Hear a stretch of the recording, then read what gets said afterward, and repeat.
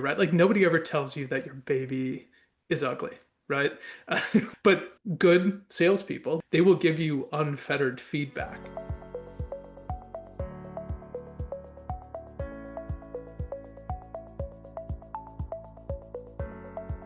Thank you for taking the time to interview with us, Mike. You are the CEO and founder at Subtext, but I think this is your second company, yeah? Subtext is the second public company that we've spun out from what was the original tech incubator at a parent company called Advance. That's amazing. And so before I dig into my questions for you, can you give our audience a little bit of a background on your professional career, what you've built, and kind of what you're working on today? So I'll try and give you sort of the Reader's Digest version. It's non-linear. Hopefully it's like marginally interesting for your listeners. But yeah, so I actually started out in sales myself. So like doing tech sales many, many years ago and sort of the most like entry level sales role, right? So like some people can maybe commiserate. I was doing inside sales, 125 cold calls a day, 2.5 hours of talk time, like that sort of, you remember this? Yeah. So I was working for a company called careerbuilder.com at the time. Maybe people remember it, maybe they don't. Anyone who came So up from sales remembers that sales environment for sure. it's a common like trauma to bond around, maybe, but like a really important part of learning, a foundational piece, the way that I view the business today and that sort of thing. So anyway, I ran a number of different business units for them, ended up running East Coast sales, operated in a variety of capacities, left, became the head of sales for a large branding agency on the East Coast. So I got to do like all of the rebrands of the brands that you love to love. So the FBI, the NYPD, Lockheed Martin, Raytheon, AIG post bailout. So I did that for a number of years. Fast forward to more recently, I joined Advance. I ran revenue strategy, mobile, video, variety of the different BUs, corp dev functions, that sort of thing. And then about 10 years ago, we were in our sort of normal like corp dev function, kind of talking through how we operate the business units and maybe some areas of opportunity. And, we came to the realization that like, hey, we do a really good job of investing. We do a really good job of operating our portfolio companies. But what we don't do is autonomously build MVPs to meet market demand Yeah. and spin out individual businesses associated with that. So they said, hey, that sounds like a good idea. You are in charge. I said, oh, shoot, I've never done this before, but I'm going to figure it out. Fast forward to today, like we're on our second product. We've been scaling the team. Revenue is at an all-time high. We're up 100% year over year and continuing to grow. So, yeah, it's been a wild ride, but really fun one. And it's rare that you hear a technical founder come up through sales. I think 86% of our founders come up through engineering or operations. So it's going to be a real treat picking your brain today on running a business and also building a growth strategy, managing resources to drive growth. But I do appreciate where you came from because I always say if you've been out and developed new business like the old days in terms of cold calling and hitting the streets, I think you can pretty much do anything. It's true. You set the bar for pain very high early on. So before I start picking your brain on running revenue or overseeing a sales organization, can you give the audience just a quick overview of how you would describe your leadership style? Yeah, I mean, my hope is that my team would describe it as empathetic, right? I think, for any of the roles, because I mean, being a co-founder means that you're there at the earliest stages, right? So I've been involved in doing our billing, doing customer service, building like prototypes for products, talking with engineering around, the way that we're going to create databases and that sort of thing. I'm fortunate enough to have been there from the beginning. So from an empathetic standpoint, I try and put myself in the shoes of anyone on the team. What I love about the business, what I love about building businesses is like the opportunity to really roll your sleeves up and get your hands into the dough, so to speak. And that's a really exciting thing for me. It's like I don't exclusively judge outcomes necessarily. I'm somebody who very much wants to get into like the inner workings of like how we arrived at that Yeah, outcome and what we might be able to do to sort of optimize or otherwise learn from like every step in the process. yeah, I love that. And I want to come back to process here in a minute, because you don't hear that often from many sales folks that have come through the trenches. And I'm sorry that I keep locking into the fact that you have a heavy sales background. It's just a treat for me to work with someone that, and a much of appreciation of someone that started in sales and actually is now a technical founder too. So you're a little bit of a unicorn in my eyes. So let me just geek out with you for a minute. But if you think about pivoting from each of the hats that you've worn in the organization and building the company from the ground up, when you moved from founder-led sales, how did you view the role of sales early on, and how has that perspective changed as your role has evolved and your organization has grown?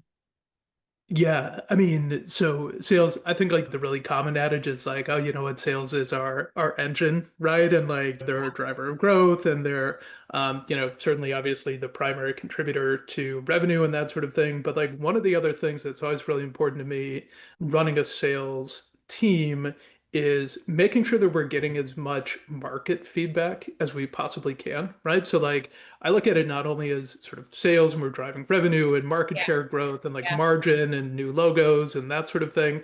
But this is also like partially our R&D function as well, meaning yeah. like what are we Great. hearing from the market? If we're getting a lot of at bats, and maybe we're obviously going to like swing and miss on a handful of those, but why did we miss? What could we improve? Is it our positioning in the market? Is it our pricing? Is it our ICP? Is it going to be who we're calling on ultimately, the timeliness of the calls, like that sort of thing. It's really important to understand not only, hey, did we win the business or did we not win the business, but in the event that either one of those things happened, why did it happen and how can we learn from it and how can we optimize against it going forward? So what is the process then? Because when you're at the level that you're at with the organization that you're at, there's a lot on your plate. So how are you processing getting in that level of detail with the organization, with the sales team, and balancing those conversations in that time that it takes to get that intel with running the business, for lack of better words? So what Yeah. is your process? What's your approach to doing that? What do you recommend for others? Yeah. I mean, it's a great question. So, what I'd like to get, the sort of approach that I try and take is, first we start with kind of the high level reporting, right? So, like, what are the broad trends that we're seeing across the sales team in individual verticals, maybe at, certain deal stages, that sort of thing. Are we winning the business? Are we progressing? Are we not progressing? So, I try and use my dashboards. I try and use my RevOps team and like all the tools that we have available to us Yeah. Yeah. sort of identify like, hey, here are the broader patterns, right? Or here are the broader trends that we're seeing. Yeah. Then I think it's really important to sort of dig in a layer deeper, right? Yeah. And get a feeling for, okay, so amongst these individual trends, here are the patterns that exist associated with each one of them, right? So, like, if we go a layer deeper and we say, okay, well, you know what? Maybe our time to close in vertical A has gone up by 30%. Okay, well, let's dig into it. So, what are some of the reasons why time to close has gone up? Is it a pricing issue? Is it a technical issue? Is it, our ability to go to market? Are we stuck in infosec review? Like all of these things. So without getting into the like the finite details of every single deal, because I think that could be Yeah. misleading and sort of skew your view of the way that these systems work, you need to sort of start at the top, go a layer deeper, ask the questions that are important to ask, and obviously get like the honest, unfettered answers, and then start to piece together the patterns, right? So are Yeah. we seeing it across multiple verticals? Are we seeing it across multiple sales team members? That sort of thing. And so what does that structure look like? So you have the luxury of having the RevOps resource. I believe you use Salesforce as your CRM, is that right? Yep. Mhm. And so they've built certain reports and dashboards for you. Do you have a favorite or one that you really check most frequently compared to other reports? I mean, like, I have two kids. I don't have a favorite kid, right?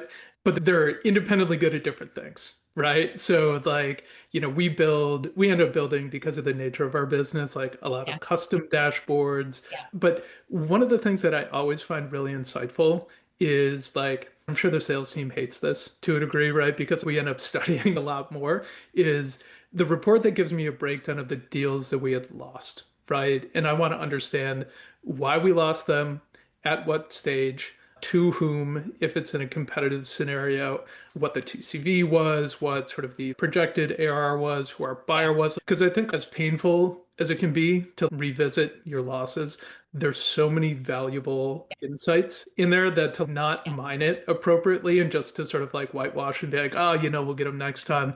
Maybe we won't get the chance to get them next time because we didn't Yeah. understand what we did wrong the first time Yeah. around. I think it's so important to focus on what didn't work and have those honest conversations. I think you learn so much more from that exercise. The way you lead the organization too makes it a safe place to have those discussions.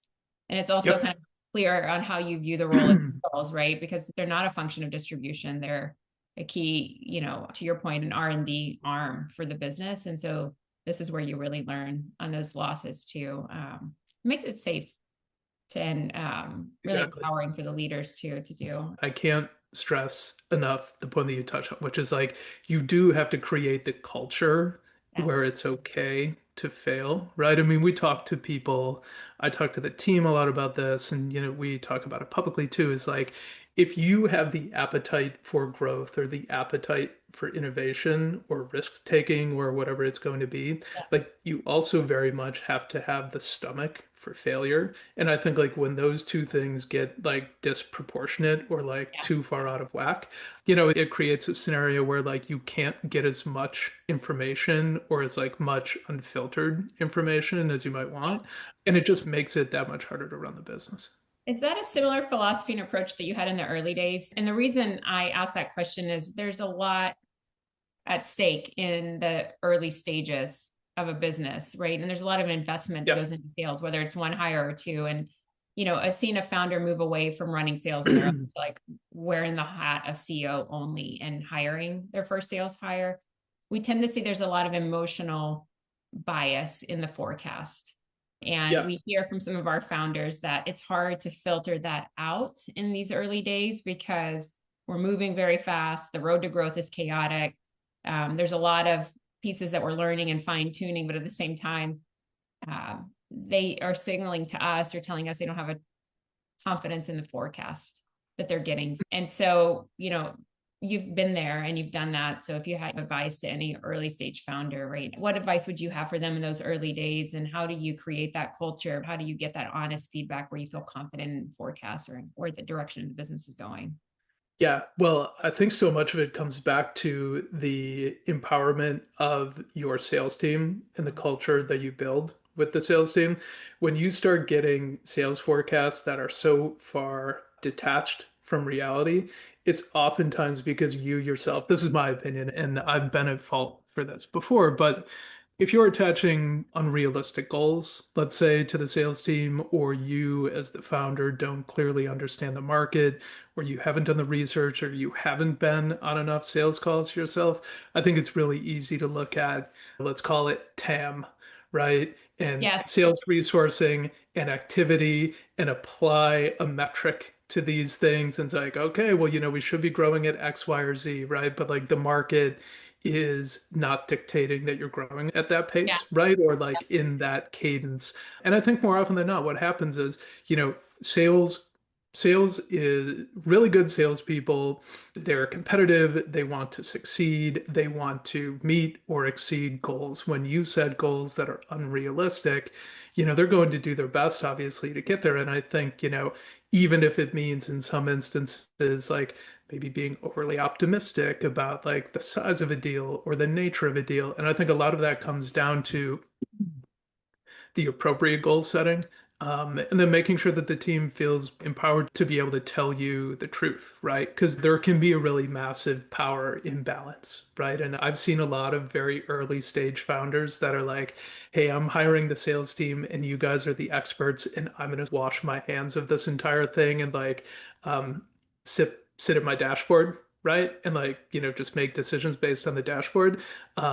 When candidly, like if you were to get out and better understand, what the sales team is hearing, how they're approaching the market. You might be able to help, you might be able to optimize, but I think you get a much clearer vision for what the market is actually telling you, right? Love Um, that. without it having to go through, the emotional lens of the sales team.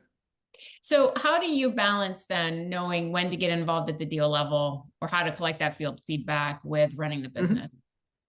Yeah. I mean, I try and defer to my sales team and I'll give them like a quick shout out because they're amazing. We actually, our first salesperson, besides like the co-founders and stuff, Yeah. the first salesperson that we hired is still with us today. Like these many years later, he's crushing. He's a great guy, Josh, his name.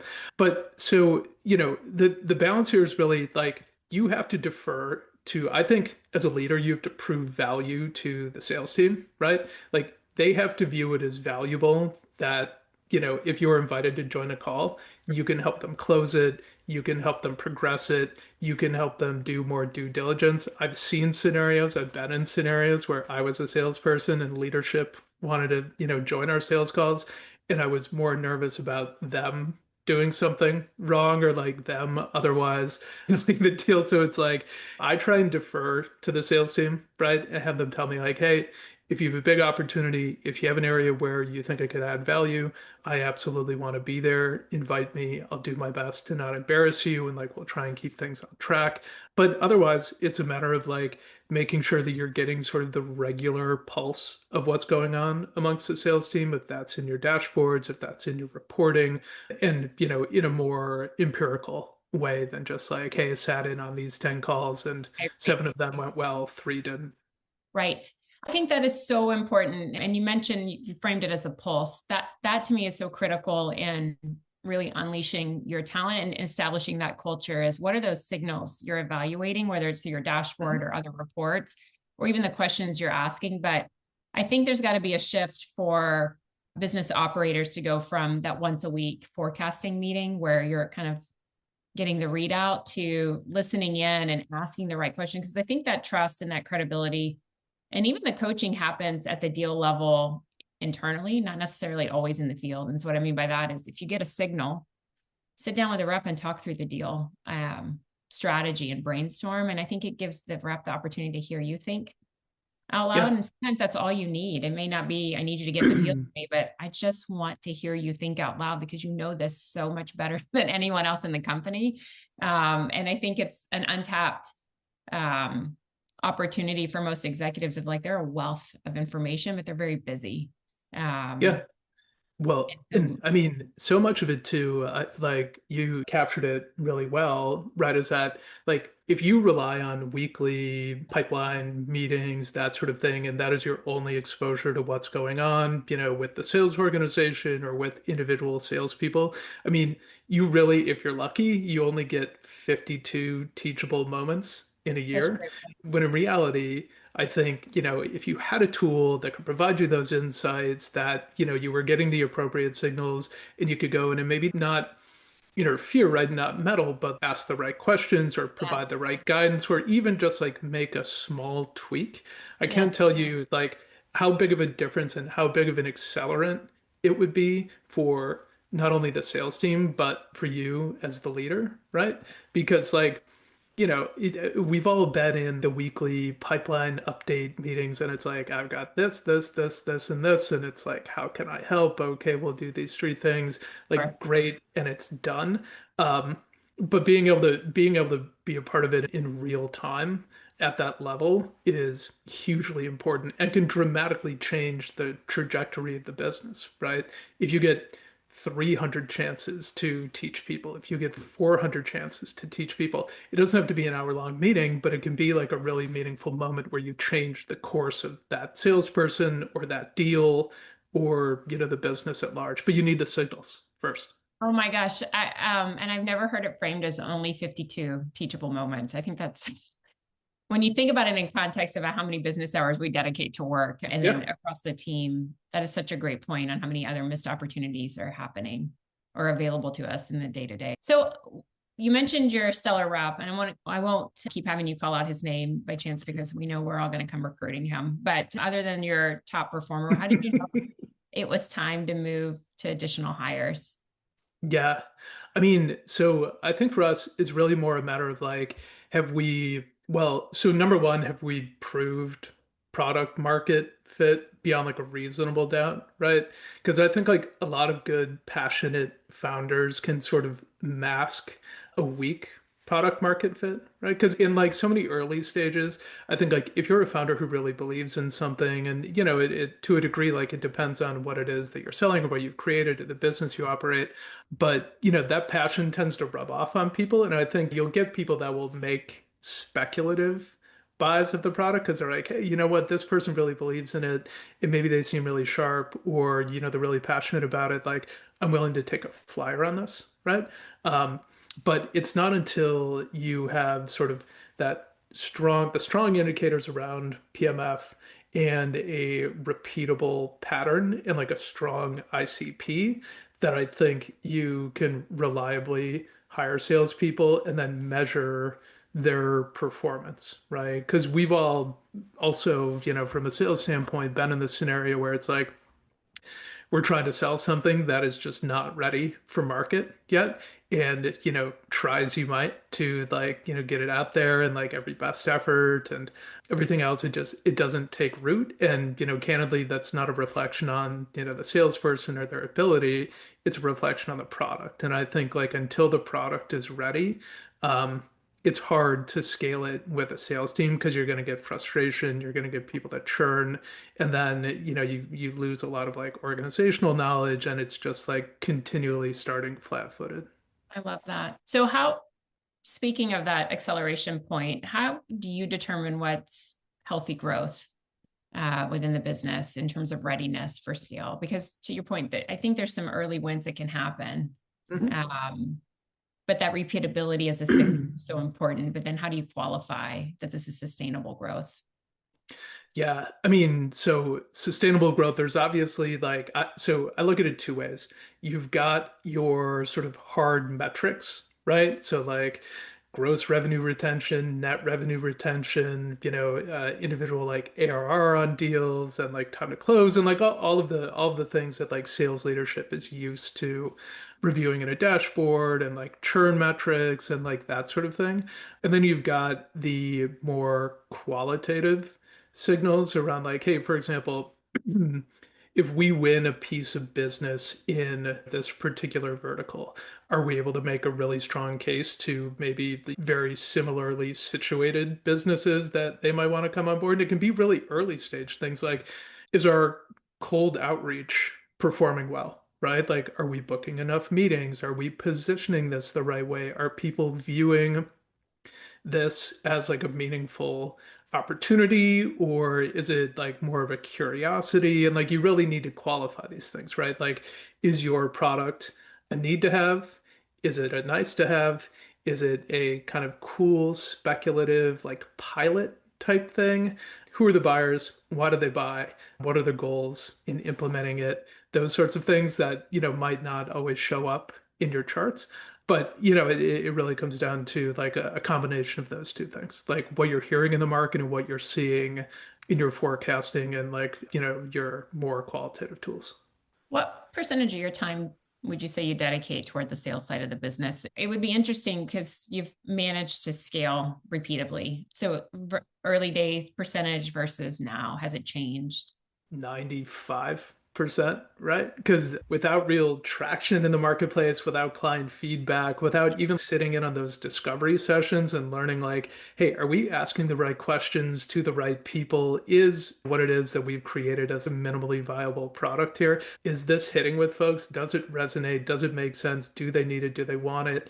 And can we get it through the purchasing process, right? Obviously, that 95% of the time has to scale back. And I'm really fortunate, right? So, I have amazing co-founders to a CTO, a CPO, a CSO, and like a really strong leadership team that we brought in that I've worked with for a long time. But so, that scales back. So maybe it becomes 50%, maybe it becomes 45 or 40, but I'm still, and I mean, maybe this is just like a psychological flaw in me, or this was like beat into me when I was doing inside sales, but like it's the sales part of this business is the really exciting thing to me. Like we can all sit in a dark room and create PowerPoints and that sort of thing, and like hopefully people love them, right?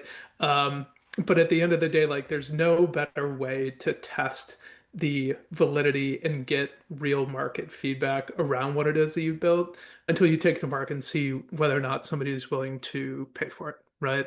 So, it's maybe it's 40, maybe it's 45, but like it's still that's probably a personality flaw in me. It's just something that I still like to do.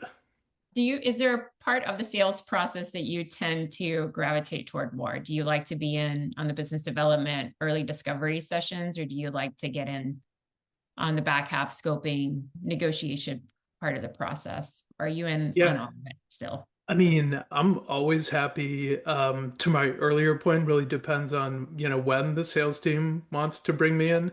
But like, I'm a big, and we try and instill this in our sales team too. Like, I'm really intellectually curious about these things. So like, actually love even like the earliest stage discovery sessions. Because I mean, it's not often that you get to sit with, business leaders or executives, people that would be maybe buyers of your product, and ask a lot of insightful questions. Like there's so many learnings tied up in those discovery sessions that like sometimes to not be a part of them puts you at a particular disadvantage at a later stage in the process, right? So you can come up like we've all had those scenarios where maybe negotiations have stalled out a little bit and like, oh, here comes the co-founder, the CEO, and they're gonna like hardline the negotiations. And it's like there's Sure. nothing in my opinion, there's nothing more off-putting in my opinion than having somebody parachute in who is not familiar with it at all. And this is from a buyer's standpoint, like as somebody who buys a lot of software products too for our business, like it's a little insulting to have somebody come in at the final stages of the deal and be like, I'm just going to jingle my keys and you're going to agree to like what it is that like we've discussed previously. It's like, no, like your salesperson did all the hard work here. They understand the Such a great. business. Like, allow them to make their best, provide their best guidance based on, their due diligence that they do with our business. So much of that. I always say you don't lose a deal because of pricing. Something broke earlier in the process. So I love that you're focusing more on the kind of the early stages and the questions there. I think it's a really important piece that I think gets overlooked because we just assume we hire a right SDR, we've got a good lead gen funnel, and we'll get involved if we need help with negotiation and scoping. But there's so many missteps and missed opportunities. There's some early signals that we could preempt in Well, this. and I mean, I think like it being involved in the early stages can very much help you sort of right size the opportunity too.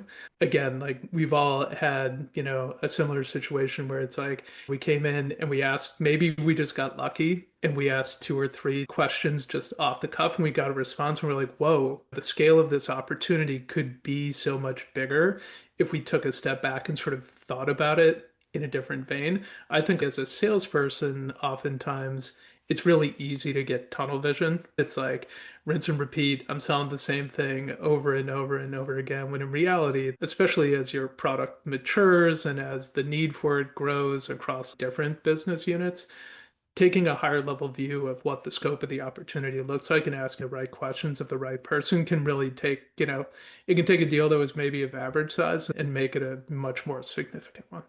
That's a great point. And definitely shorten the sales cycle for sure too. Yep. So what would you say when you pivoted to starting to build out your own team and hiring resources underneath you? What did you learn from your sales team? Did they teach you anything? I mean, they teach me more than I think they probably know or want to be teaching me more often than not. I mean, so much of it too, right? Like when you're a founder, I use this phrase like not totally adjust, but like it's kind of like being a new parent, right? So like, you've got this special thing, this miracle, this thing that you've created, and like you've beat every conceivable odd to be at this place, right? So you've a viable startup, maybe you have like really early stage product market fit and that sort of thing.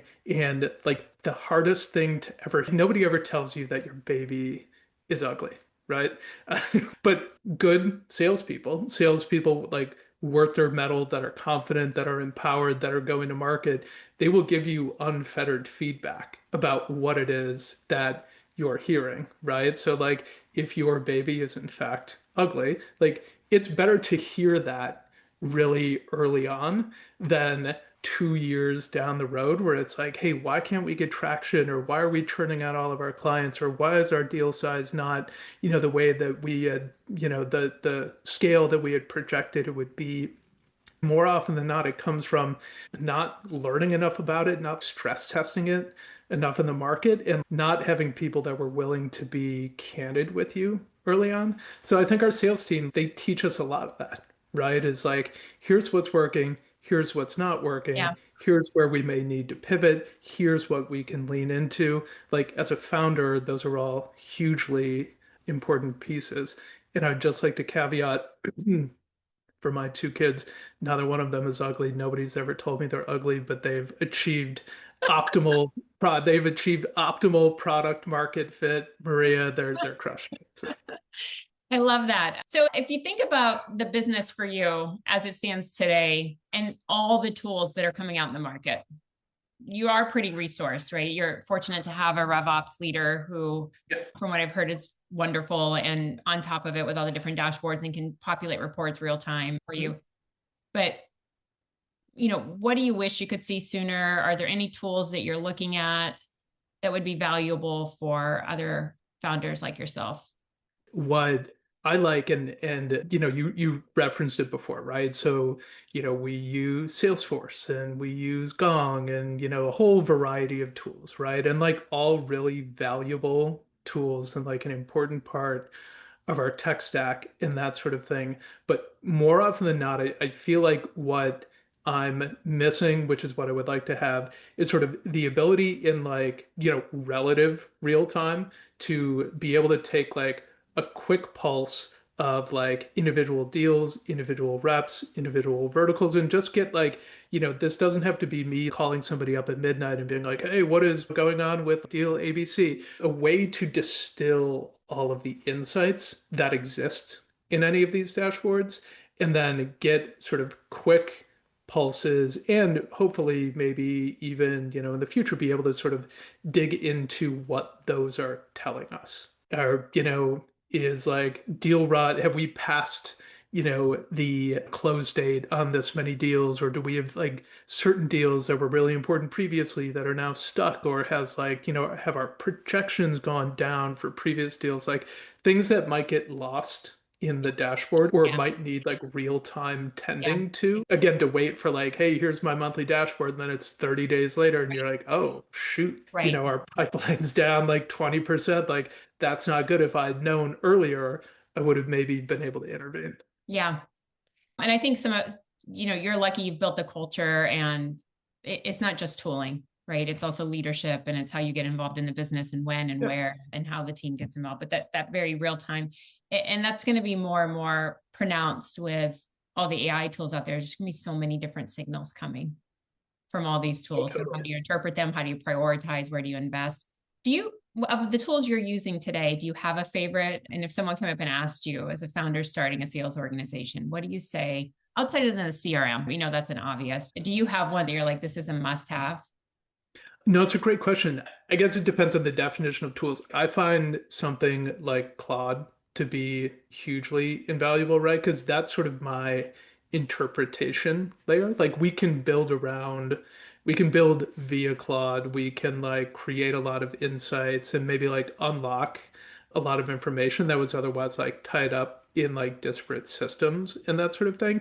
But Claude, like any AI tool, right? Like it's only as good as the inputs ultimately, and it's only as good as your ability to use it. So I think, yeah, we have a lot of favorites. We have a lot of really valuable tools. I think the commonalities around the ones that are the most valuable are the ones that take a smart, informed distillation of a lot of data, provide actionable insights to me or anyone else on the team who might need them, and give us a way to affect change or capitalize on those insights in a really quick, sort of bite-sized way, right? Yep. I think that's the real commonality. Those are the winning solutions more often than not. And you're opening up so many doors of conversation for me. So I'm trying to be mindful of your time, but a quick Yeah. question for you, balancing a lot of questions that we get on the consulting side is when do I know when to hire? What do I put first? The tools, the individuals? Do I wait for sales to tell me what they need? Where do I need to start? So there's just so much noise coming out of founders, so many decision points, really, between the talent, the processes, the tools. What advice would you give them? So I really kind of look at it like this. Look, if you have no salespeople, you do not need a $200,000 a year implementation of Salesforce, right? Like, and I know a lot of people at Salesforce, they have great sales teams, they do a really good job. You do not need that, right? So the question is like, the first thing you likely need in any scenario, and you should be doing this even as a founder too, is like, what are my minimally viable tools? What are like the handful of things that I need to not just like pull my hair out while like I'm trying to keep all of these different plates spinning? And then from there, right, we have our minimally viable set of tools, and we think, we can like track things, we can identify patterns, we can like learn from like what it is that we're doing in market. And then from there, I think it's people, and the people help you refine or create like demand around your tools going forward, right? Because you can over-engineer a RevOps tech stack really early on and hire a bunch of salespeople and be like, hey, here's the tech stack, like go build with this thing. You might end up investing a lot of money in a lot of tools that maybe people don't find useful or too cumbersome or not beneficial. So it's really like, hey, look, how do we start with the minimally viable tools that like do, exactly what we need them to do? Then how do we stress test them with a sales team and like higher volume and that sort of thing? And then slowly graduate to, the enterprise grade Yeah. solutions, sort of thing. So that would be definitely starting with a CRM and then potentially what automation tooling or a CRM with automation. Yeah, I think like even like a, lightweight CRM, but it like to me it pretty much has to have some level Yeah. of automation because it's just you're never going to have the time to manually reconfigure the CRM or like get the dashboards you want because you presumably also don't have a RevOps team or Right. analytics team, so Yeah. it's like Yeah. a one-person show. So I think the more in the early stage tools, like even the lightest weight CRMs, the more automations you can have, or just the lightweight layers that can provide actionable insights out of what's being put into the CRM Yeah. just to identify patterns, like that's hugely helpful. And then what do you think about call listening tools in the early stages? Yeah, I mean, I know some people find them like Orwellian. I totally understand that. I think the call listening tools are good in so much as you do something meaningful with the insights, Yeah. right? So, like if you record every single call and you're doing X amount of calls in a given day or a given month, like there's a tremendous amount of insight. So the question really is like, how do we again identify sort of the patterns amongst all of these calls? Because like just listening to a single call and then like Yeah. over ascribing too much value is probably like a little tunnel vision. Yeah. Um, but like if you listen, transcribe, and then like get actionable insights from like patterns that emerge amongst all of those call Yeah. listening tools, I think that's really interesting, right? Yeah, I do too. I mean, it's also helpful from a rep's perspective just to capture action items. Sales are 100%. so complex right now, right? So being in the moment of running the meeting, strategizing with a prospect, and trying to capture all the notes at the same time, it's just not practical, right? So I think it is a really great value add administratively for them at least. But to your point, and I haven't even thought about it, of just that the data insights that are available there of just patterns. Yeah. Well, I mean, and that's to say nothing of like running a really robust discovery call Yeah. too, right? And getting to go back to your notes and be like, hey, you know what? Like maybe we ran an amazing discovery call and we got a tremendous amount of insight.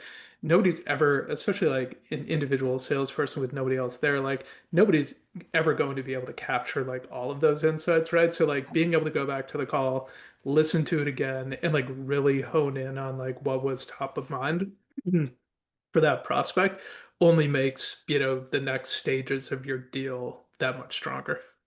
I think it's such a beautiful point. I don't hear founders often talking about being, and founders is a loose term.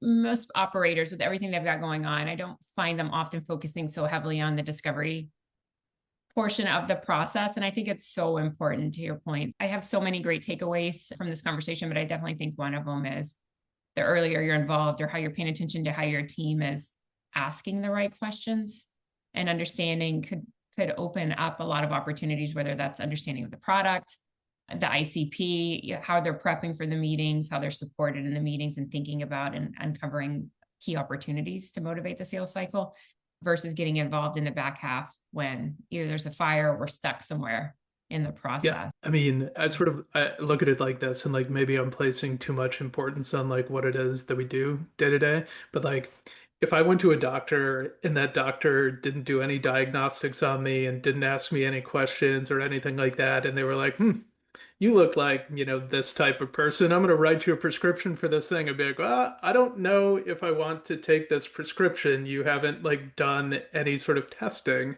right? But if they were like very thorough and they were very engaging and they were like, oh, we have to run these diagnostics and whatever, and they prescribed a solution for you, I think like Yeah. you would be much more trusting. You'd be much more apt to Yeah. take their advice, Yeah. right? And the same thing, bringing somebody in at the early stage, like God forbid something terrible goes wrong.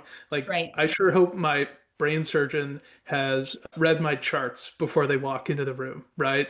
So, I mean, it's a really important facet of like this process. It really is. It's one that I think we should all focus on more. And I think it's such an aha moment in the conversation today too, because you do, even from a tooling perspective, to tie off to my previous question, there's a lot of tools focused on the operator for forecasting. How do you better forecast the business? How do you better qualify the forecast? And, it makes you kind of question, well, that's probably too late at that point. And is that where you really should be spending your time and your dollars? Or is there an opportunity to be more preemptive with the organization? And what those processes are early in the prospecting sales process than waiting. Totally agree. Okay, so what's next for you? You've built an amazing product, you've scaled an organization, you're exceeding your number. What's going to keep your brain busy next? I know we're just closing Q1, but for this year, in terms of priorities for the sales organization, give us more of a point of view from a scaled founder perspective. Yeah. So for us, it's really sort of three facets of like things that we're working on at this point, like in the business, right? One is something that we always work on, but the landscape and the backdrop against which we do this work consistently changes. But like one, making sure from a product, from a technology standpoint, that we continue to be technically differentiated in the market. It's easy, especially when you get to a certain stage, to be like, we've arrived, this is the product, and we're just gonna like put it into market with as much force as we possibly can, and we're gonna scale that way, right? And I think like a lot of good organizations die a very slow death when they're not focused on continual technical differentiation of the product. So that is one very important piece for us.